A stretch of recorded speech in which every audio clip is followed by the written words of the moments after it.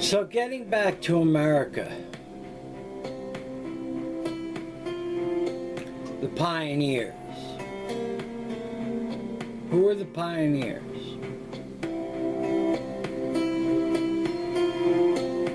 A lot of people say that the Anglo-Saxons built America, went out west, won the West, and who paid for it? American Indians. People who had been here for literally centuries before we were.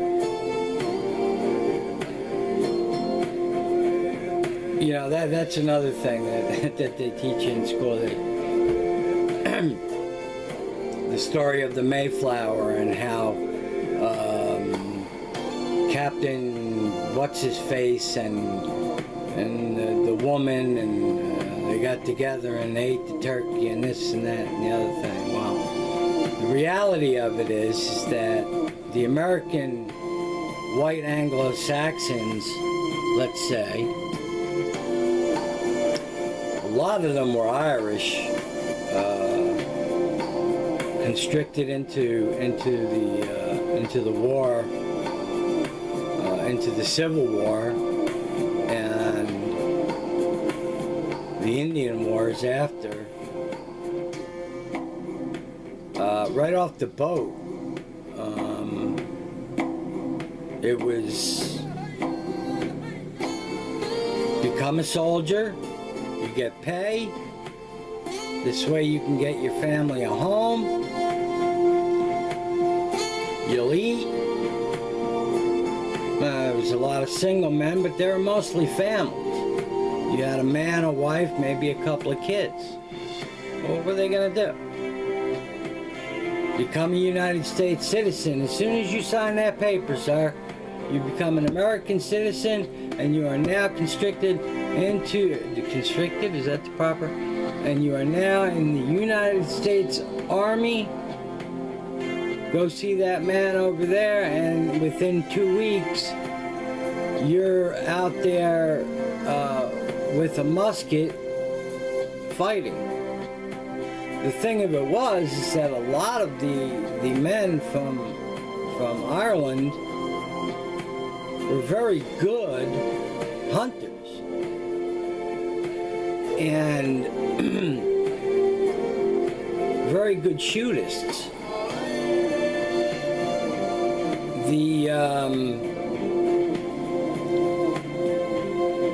The camouflage that we use today, called the ghillie, was brought over by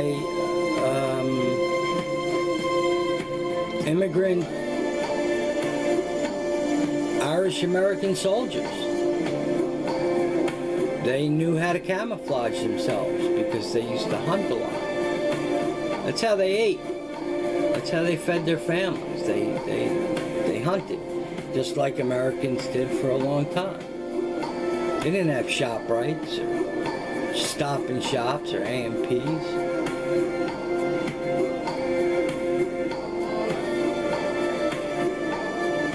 But to get back to the Indian people, I mean, Andrew Jackson, Old Hickory, Stonewall Jackson.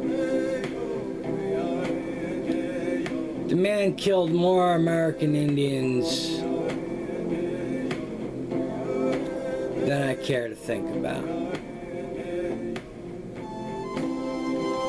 It's an unfortunate resolve to what they felt at the time was not only a threat to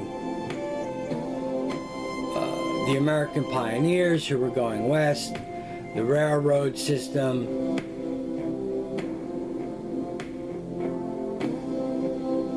and as the Indians said, they were wiped out. And now most of them live in communities that are the poorest in the nation today. They have mostly, as far as I know, the worst school systems. It's barbaric. It's completely barbaric. I mean, if you go to any Indian casino, you go to New York even, New York State, whatever, you go to New York, and they have Indian casinos, they have Indian trading posts and so on. When you hand them a $20 bill, they'll take it. But they won't give you one back in change. If you give them a $100 bill, you'll get $10 bills back. They don't like looking at the man, but they have to do business, so unfortunately.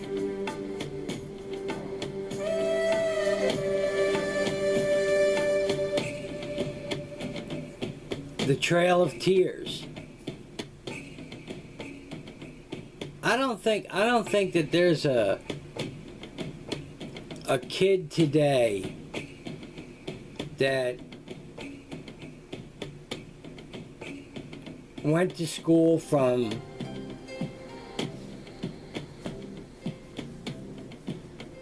(1850) to today has been taught anything about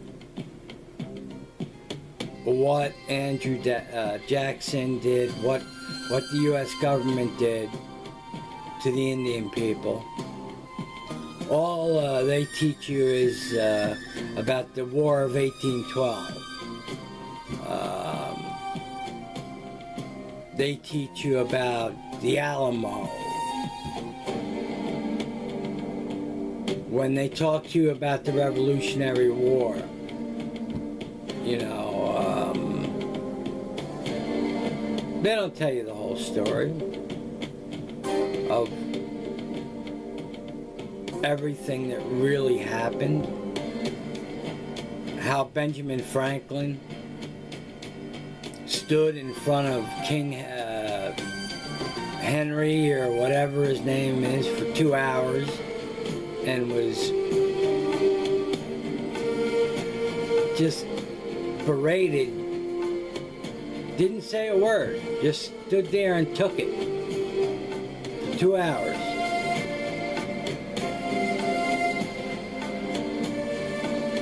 And, you know, this was at the time when they were forming a new government. All of those men, all the men who signed the Declaration of Independence, the men who wrote it, and everyone else who was involved with it. That was a treasonous act. And if they were caught by the English, they all would have been hung for treason against the English government.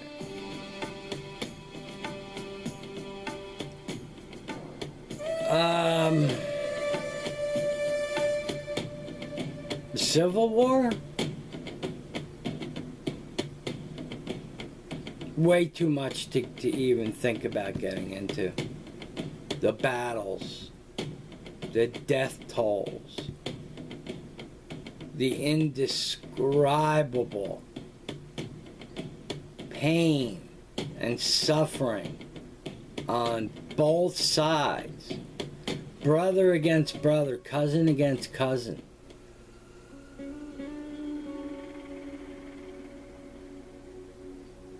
Basically, to form one union, one nation, under God, indivisible, and to free black slaves in the South.